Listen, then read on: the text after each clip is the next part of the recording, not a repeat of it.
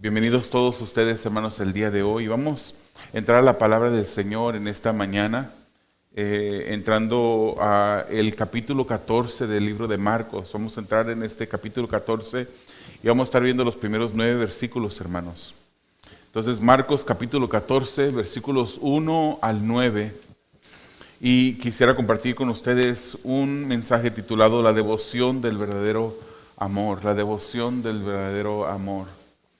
Vamos a estar viendo los primeros 3 versículos, hermanos. En esos 3 versículos vamos a estar viendo una mujer devota. Una mujer devota. Vamos a ir después a los versículos 4 al 5, a ver la indignación de unas personas que no eran muy devotas. Y vamos a terminar con los versículos 6 al 9, viendo la verdadera devoción y cómo Jesucristo apuntó a esta verdadera devoción. ¿Habrá en nosotros esa verdadera devoción que hay y que veremos en esta historia, en esta mañana? Hermanos, esta no es la primera vez que el libro de Marcos, que el escritor Marcos nos presenta una situación tal. No es la primera vez que el escritor de Marcos nos dice y nos habla y hace una comparación entre personas que no tenían devoción por Jesús y otras personas que tenían devoción por Jesús. Ya lo vimos al final del capítulo 12 con esa mujer que trajo esas 2 blancas y las depositó en la ofrenda, mientras que otras personas depositaban muchas monedas, mucho dinero, pero esta mujer depositó solamente 2 blancas. Y Jesús apuntó hacia ella diciendo que esta mujer había dado todo lo que tenía. Su sustento, todo lo entregó, era lo único que tenía esta viuda.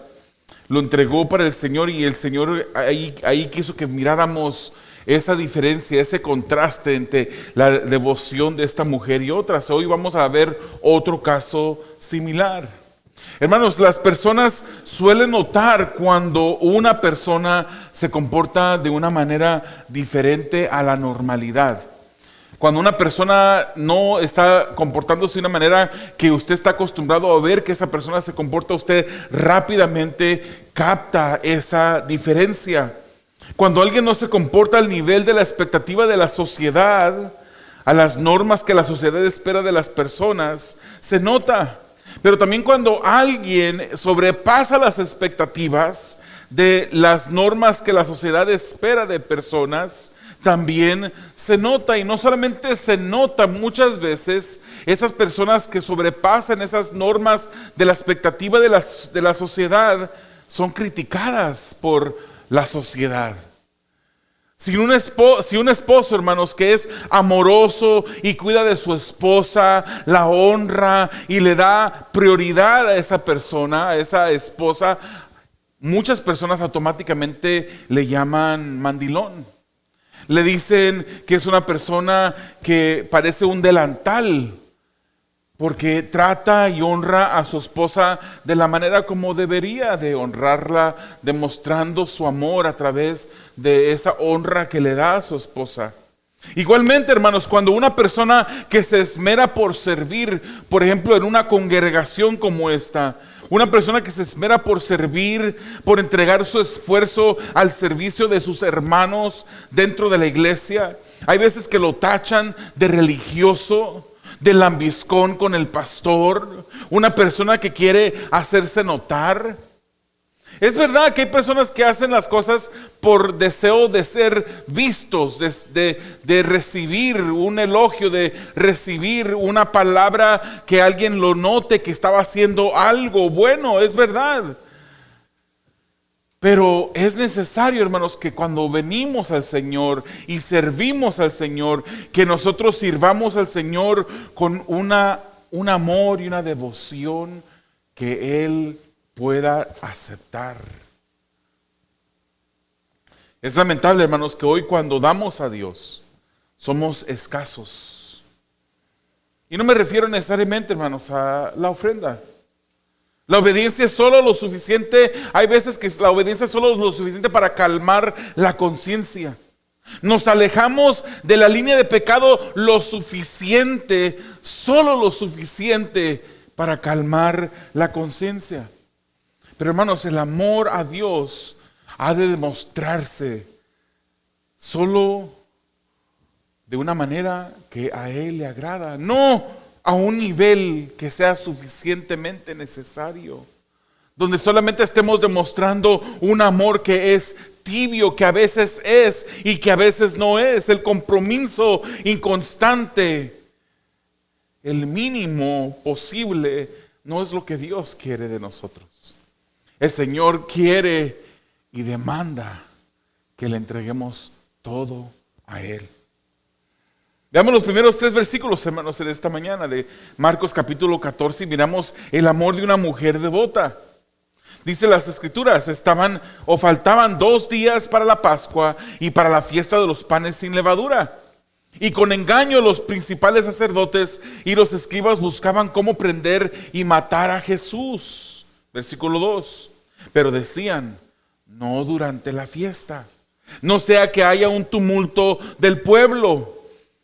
Estando él en Betania, sentado a la mesa en casa de Simón el leproso, vino una mujer con un frasco de alabastro de perfume muy costoso de nardo puro, y rompió el frasco y lo derramó sobre la cabeza de Jesús.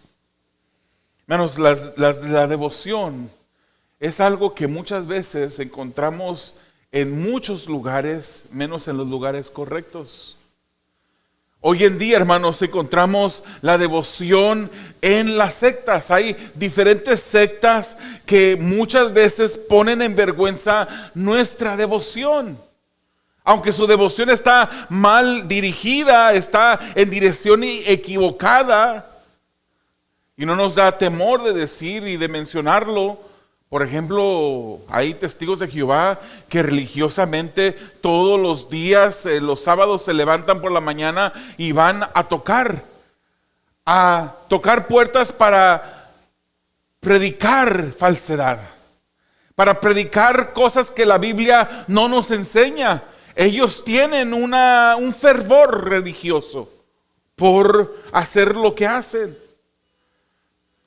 Pero la devoción de Dios es la que queremos tener en todo momento. Es igual, hermanos, con los religiosos del tiempo de Jesús. Ellos tenían devoción, pero era devoción, un fervor diabólico. Vimos en el capítulo 12 sus intentos fallidos de ponerle trampa a Jesús. Y Dios, hermanos, por medio de Marcos, quiere que mantengamos esta devoción falsa de estos líderes religiosos en mente en este momento. Por eso el capítulo 14 de Marcos comienza de esta manera.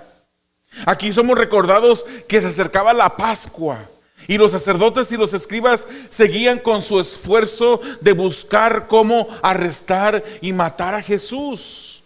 Pero como temían a la gente, eran cuidadosos en su manera de actuar. No querían hacer nada que pudiera levantar la sospecha del pueblo.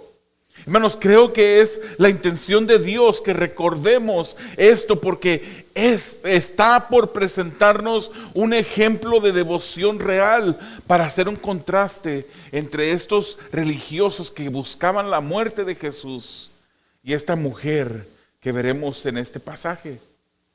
Hermanos, este suceso del cual estamos leyendo y empezamos a leer ya de esta mujer que trae un vaso de alabastro con perfume de nardo puro, que lo rompe y lo derrama sobre Jesús. Este no es el mismo suceso que usted se recordará que registra Lucas capítulo 7. En Lucas capítulo 7, hermanos, vemos otra historia con algunos elementos similares de otra mujer que también trae perfume y también lo derrama sobre Jesús, pero no es el mismo suceso. Este suceso es en casa de Simón, y dice el escritor Marcos, el que había sido leproso. Simón el leproso es igual a decir el que había sido leproso. La historia de Lucas 7, hermanos, sucedió en casa de Simón el fariseo. Dos personas que, aunque se llamaban igual, eran diferentes. Repito, el suceso del día de hoy sucedió en la casa de Simón, el que había sido leproso. En Lucas 7 vemos que ese suceso, esa historia sucedió dentro de la casa de un tal Simón que era fariseo. En Lucas 7, hermanos, fue una mujer que había sido pecadora la que derrama el perfume sobre Jesús. La historia de hoy claramente apunta a una mujer diferente. De hecho, hermanos, el tiempo de la historia de Lucas 7, en comparación con la historia de Marcos capítulo 14, tenía aproximadamente como un año de diferencia entre una historia y la otra. Jesús estaba en Betania, en casa de Simón, el que había sido leproso. Betania, hermanos, era una ciudad donde habitaban amigos cercanos de Jesús. ¿Se recuerda quiénes eran? Los amigos de Jesús: Lázaro, María y Marta. Esta ciudad, hermanos, también era conocida en el tiempo de Jesús como el lugar donde se le brindaba a los forasteros, a los que iban camino a Jerusalén, se les brindaba descanso y alojamiento a estas personas que iban viajando a Jerusalén. Pero si usted se recuerda, Jesús, en las historias que hemos estado viendo en las semanas pasadas, ya había llegado a Jerusalén. ¿Será que Jesús ahora se regresa a Betania? ¿Qué será lo que está pasando aquí?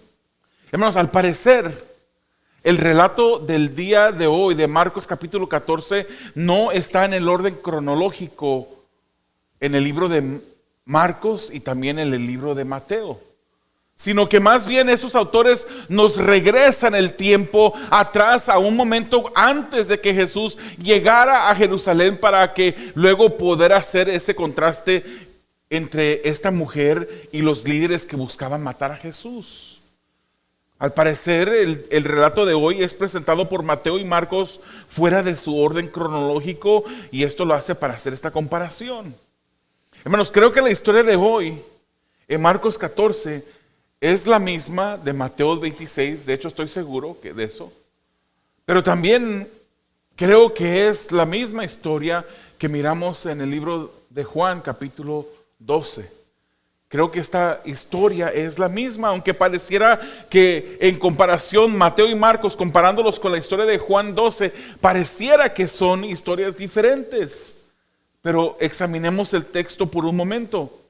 Algunos aceptan que los relatos de Mateo y Marcos son los mismos, pero dicen que el de Juan es una historia separada. Y las razones por las que dicen ellos esto es que en Juan 12 la historia dice que sucedió 6 días antes de la Pascua.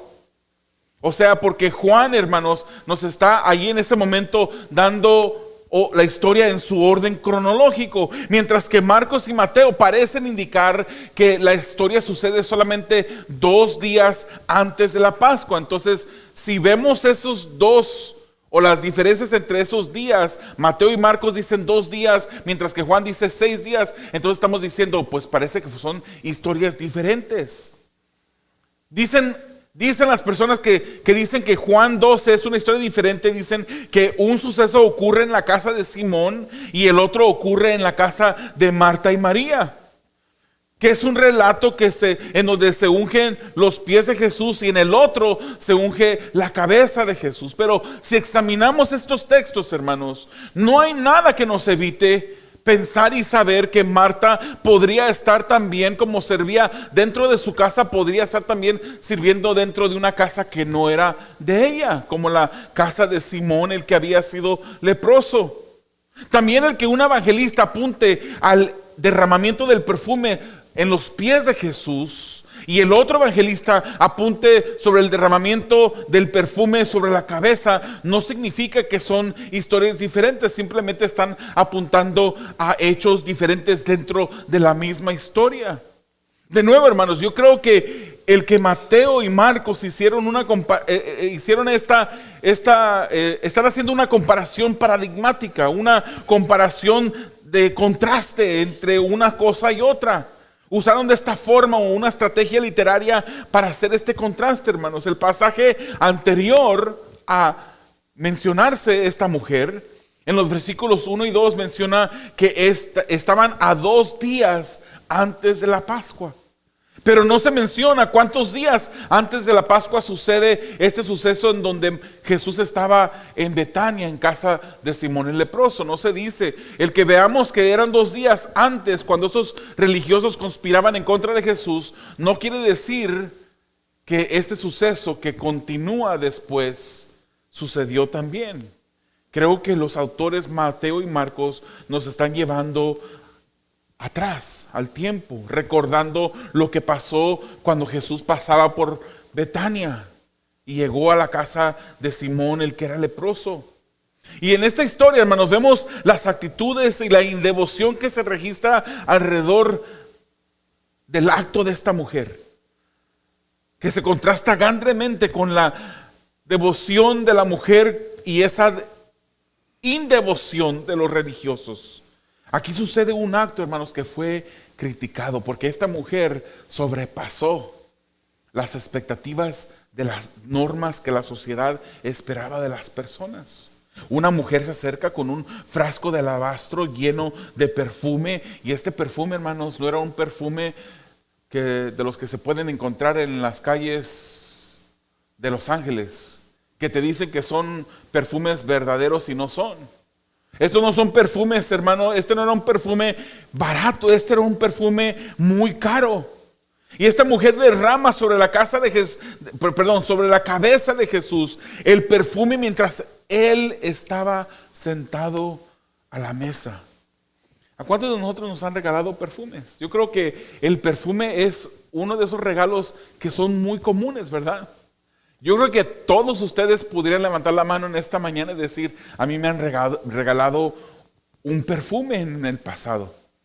Ninguno de nosotros, hermanos, cuando hemos regalado perfume, de hecho, no solamente hemos recibido regalos de perfume, sino creo que casi todos nosotros podemos decir que hemos regalado perfume en algún momento u otro. Cuando usted ha regalado perfume, ¿qué es lo que hace? Usted agarra el perfume, lo deja en su cajita y lo envuelve en algo para que no se vea lo que es, para que la persona al abrirlo lo mete en una bolsita con diferente papel de decoración para que la persona abra ese perfume y se sorprenda con ese regalo. Aunque muchas personas ya habrán pensado y sabido qué es lo que se encontraba dentro de ese regalo, pero de todas maneras uno se esmera por envolver ese regalo. ¿Verdad que ninguno de ustedes jamás ha llegado con un frasco de perfume y lo ha quebrado y lo ha derramado sobre una persona? Esa no es la costumbre de nosotros.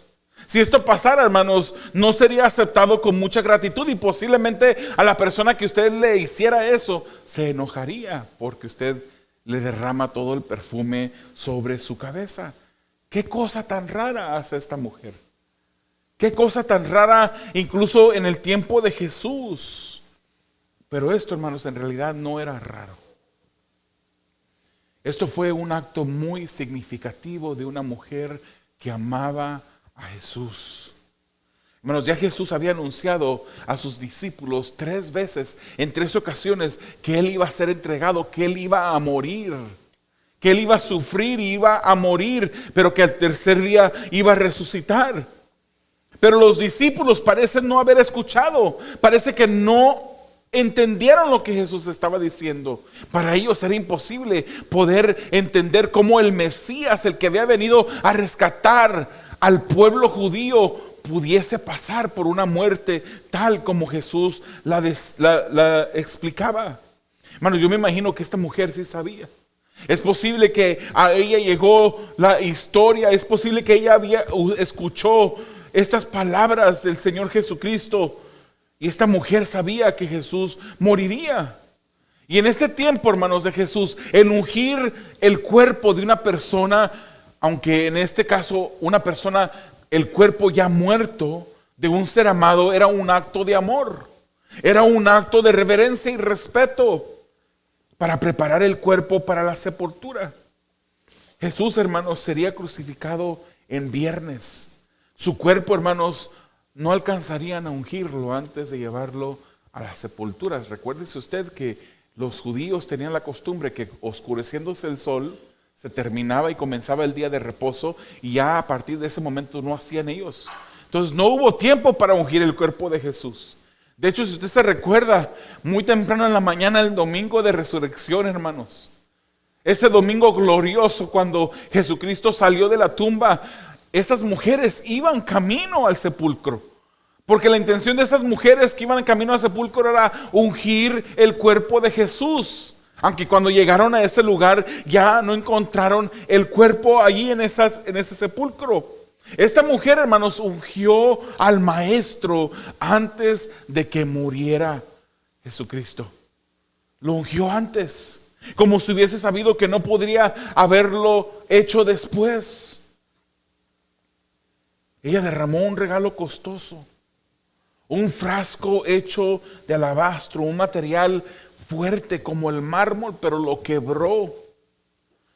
Hermanos, estos frascos en el tiempo del que estamos hablando solían tener un cuello y una boca delgada que se hacía para vaciar el frasco de una manera lenta, para sacar solamente un poco de perfume de estos frascos, pero ella lo rompe porque quería ungir al Señor.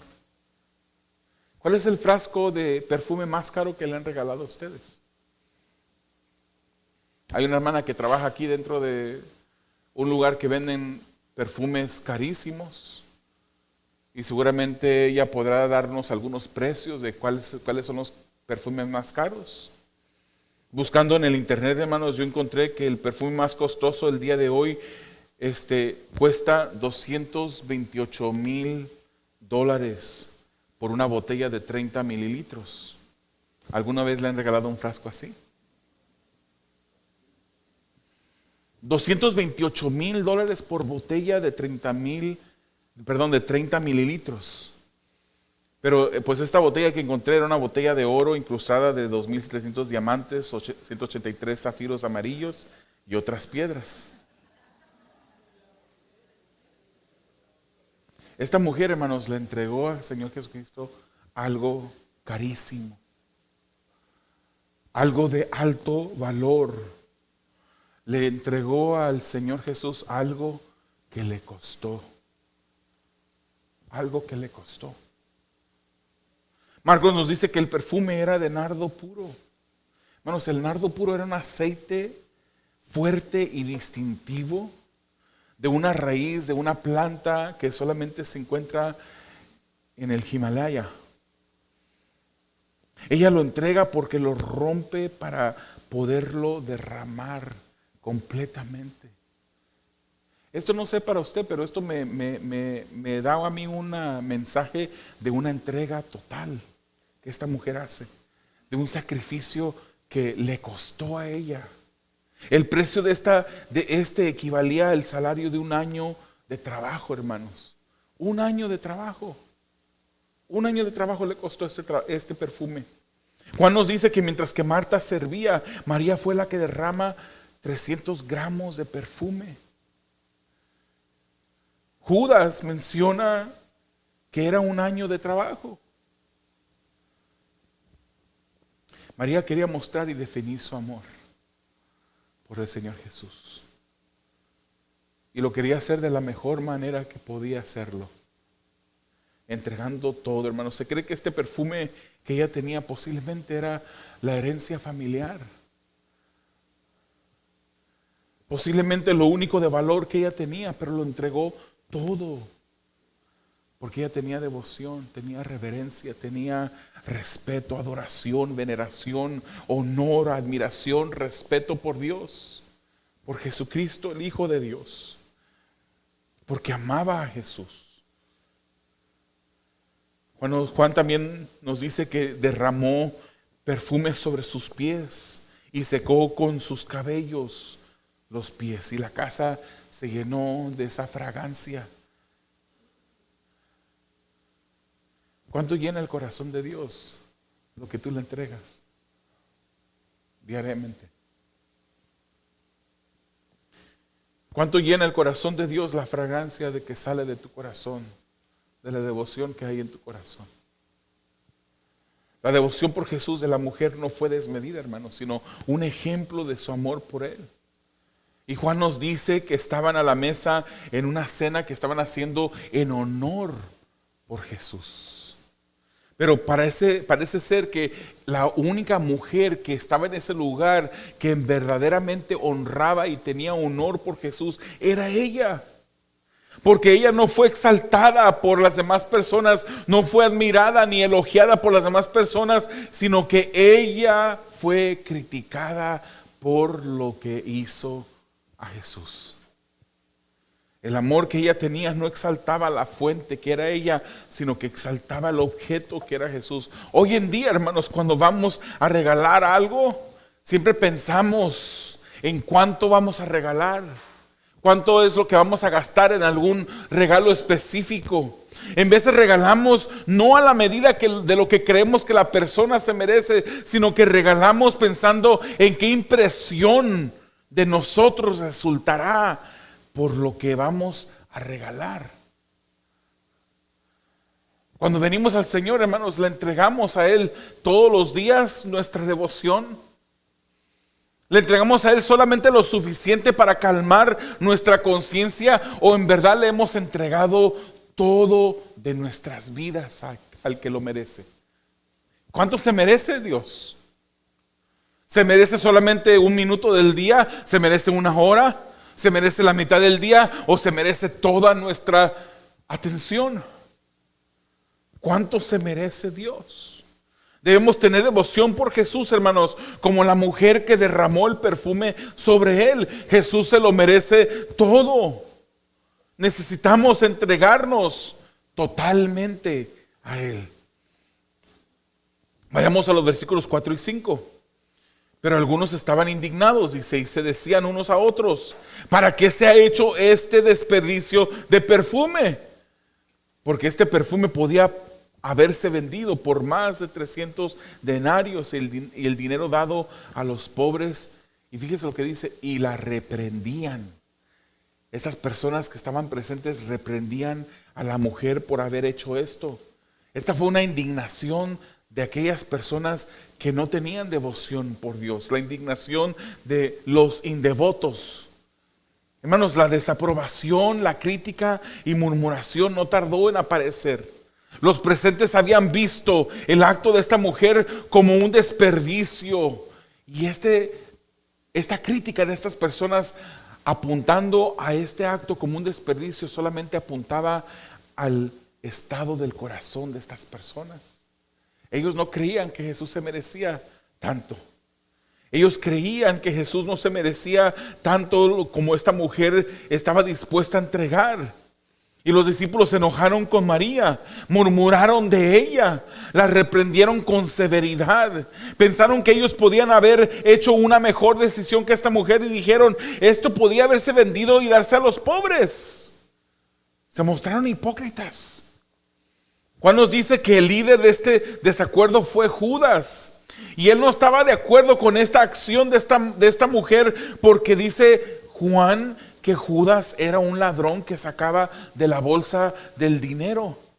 Él robaba.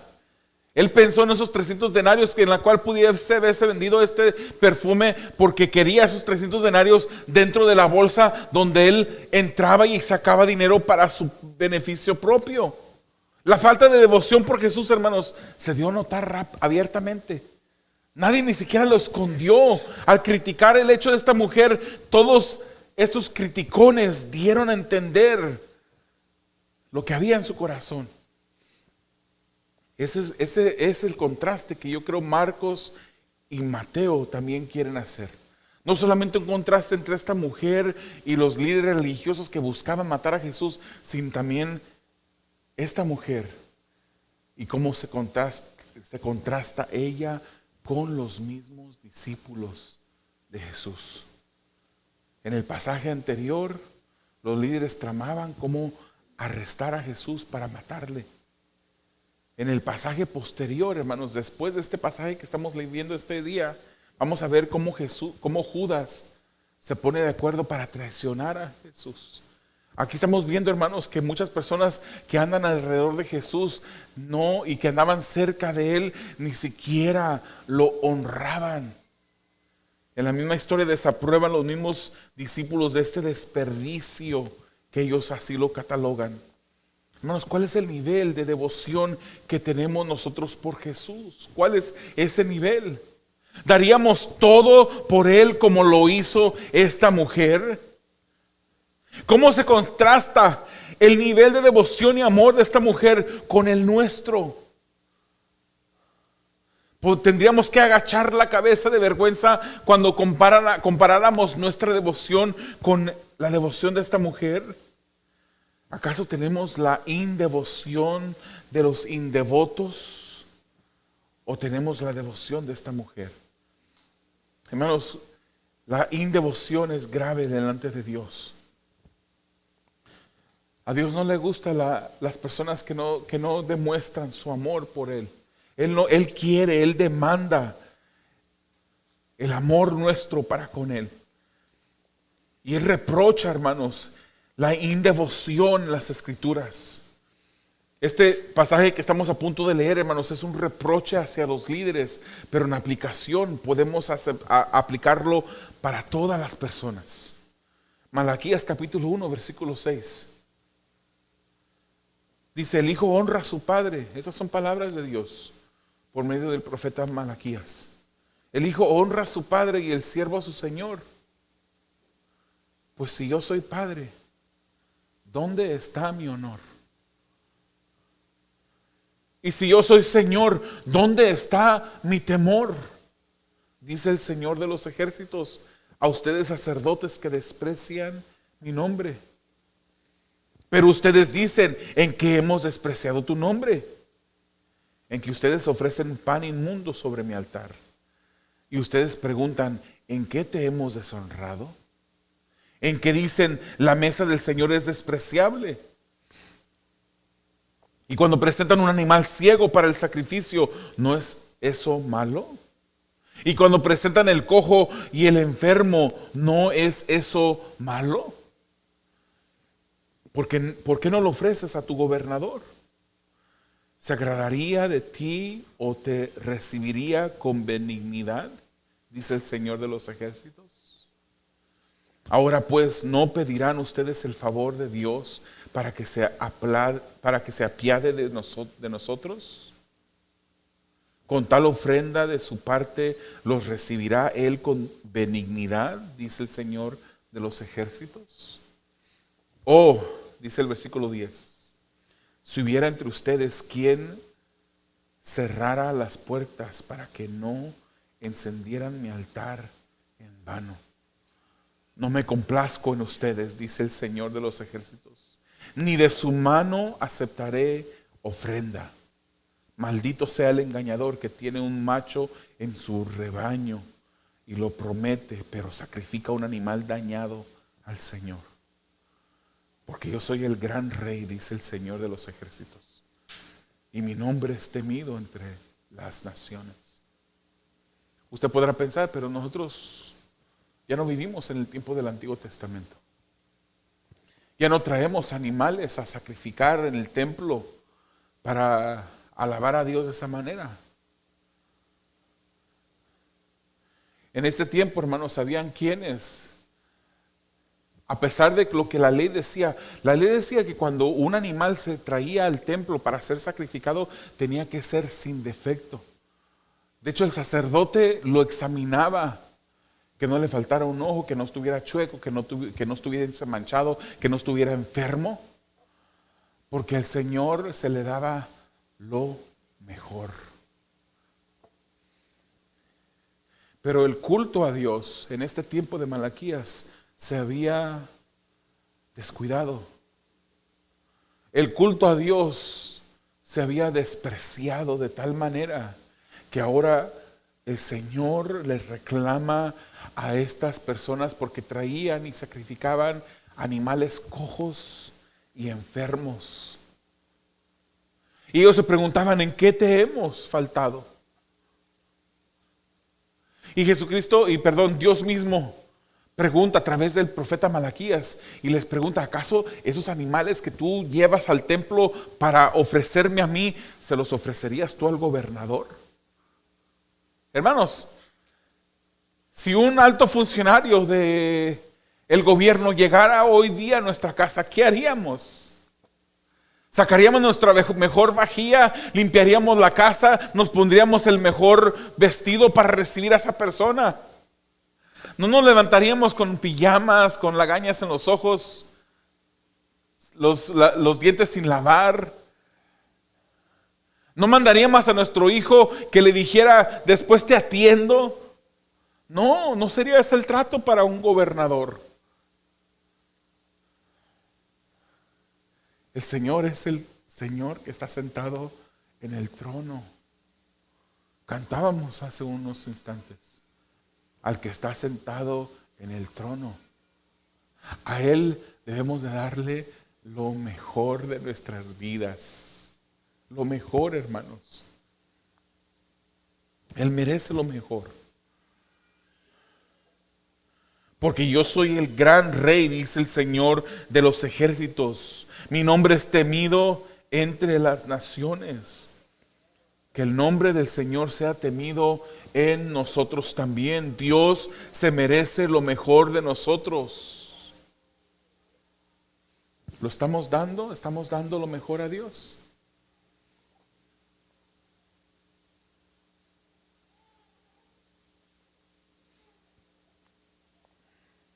Versículos 6 al 9.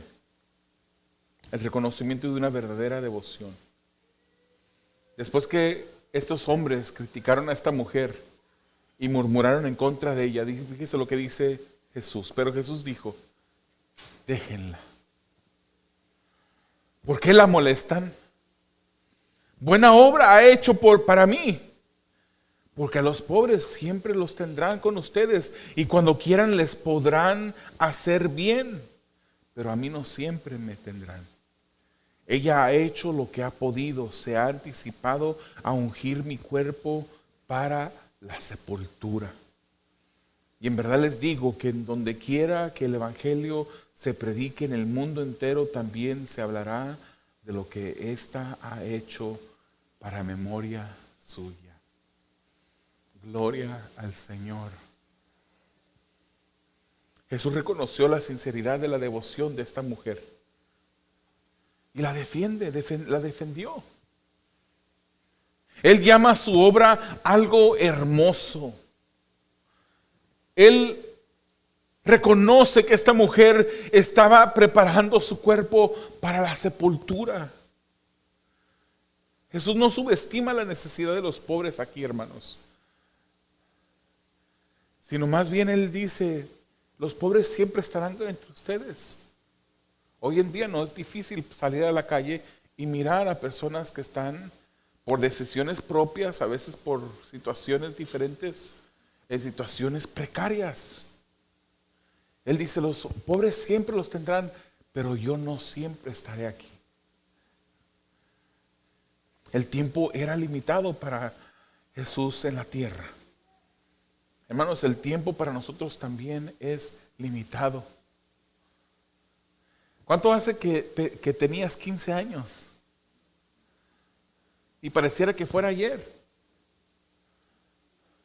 ¿Cuánto tiempo hace? Pareciera como que te fuiste a dormir y te despertaste, ya tienes 40, 30, 40, 50 años. El tiempo es limitado para nosotros. ¿Cuánto tiempo más va a pasar para que tú te entregues totalmente a Él? Para que tú le des a Él lo mejor. ¿Estás esperando hasta estés en el lecho de tu muerte? Cuando ni siquiera sabes si tendrás una oportunidad de ponerte a cuentas con Dios. ¿Cuánto tiempo estás dispuesto a esperar para darle al Señor lo mejor?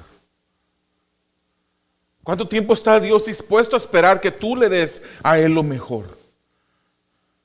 ¿Qué importa si te tachan de diferente, hermanos? ¿Qué importa si las demás personas dicen que eres una persona que no eres normal? Más importa lo que Dios cree de ti, lo que Dios dice de ti. Jesús supo elogiar la acción de esta mujer, la acción de esta mujer. Su devoción por Él era mayor y un amor verdadero por Él. No solo reaccionó Jesús sobre este acto hermoso, sino que Él mismo dijo que todo el mundo sabría de esta mujer y lo que ella hizo. Porque esta mujer tuvo una devoción desmedida por Jesús. Ella es un ejemplo de amor a Jesús para nosotros, hermanos.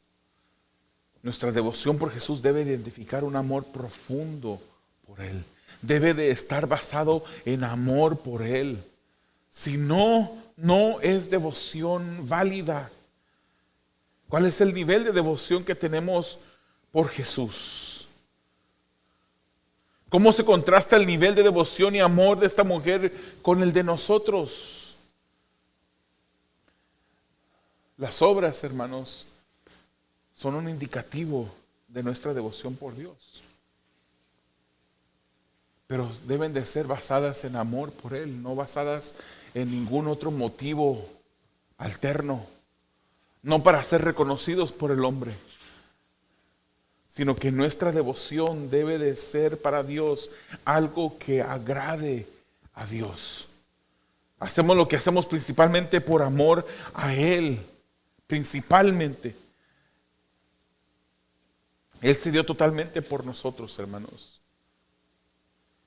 Él se entregó totalmente por nosotros. Pero la pregunta es, ¿qué nivel de entrega hay en ti por Él? Tito 2:14 dice, Él se dio por nosotros.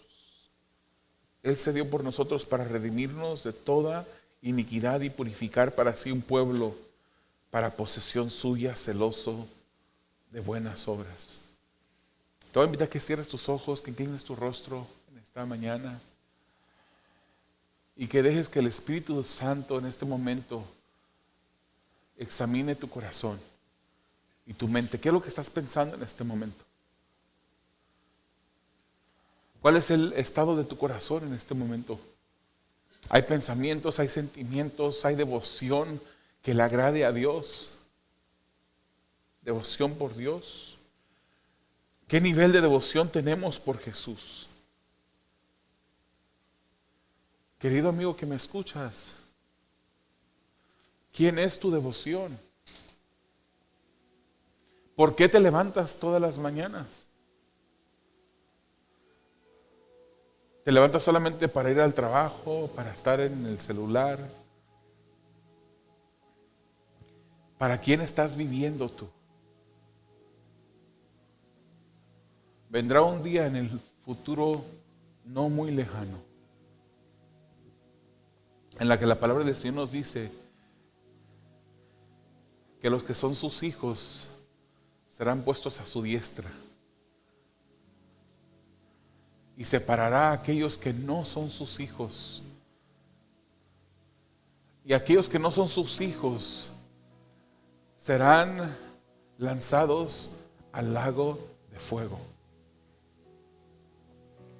Y eso pareciera una noticia horrenda y pareciera una noticia de odio. Pero quiero decirte que te estoy dando esta noticia porque es una noticia con el amor más grande que puedo tener por ti. El Señor Jesucristo vino a este mundo a morir en la cruz del Calvario por los pecadores. Todos somos pecadores, pero solamente el pecador que ha sido redimido, solamente el pecador que ha sido comprado, que ha puesto su fe en Jesús, solo ese que ha puesto su fe en Jesús puede tener la garantía de vida eterna. Y poner tu fe en Jesús es algo que no es solamente decir, yo creo que sí existió Jesús. Poner tu fe en Jesús no es solo llamarle a Jesús Señor, Señor. Poner tu fe en Jesús es entregar tu vida a Él. Él solamente pide tu arrepentimiento. Él solamente pide que tú pongas tu fe en Él. Él hará lo demás. Él hará lo demás. Él te limpiará. Él pondrá un amor por Él en tu corazón que será aceptable ante sus ojos. Ese amor que será como un perfume grato, agradable delante de Él. Un aroma que Él acepte.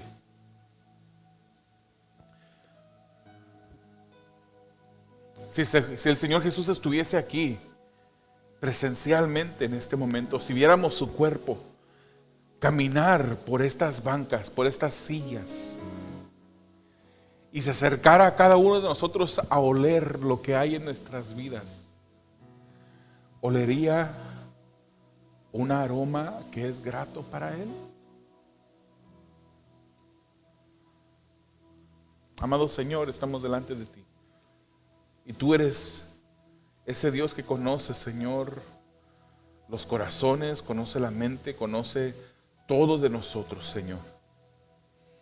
Y estamos delante de ti, Señor, pidiéndote que tú obres en nuestras vidas, Padre. Que tú uses esa tu palabra, Señor, para hablarnos, para corregirnos.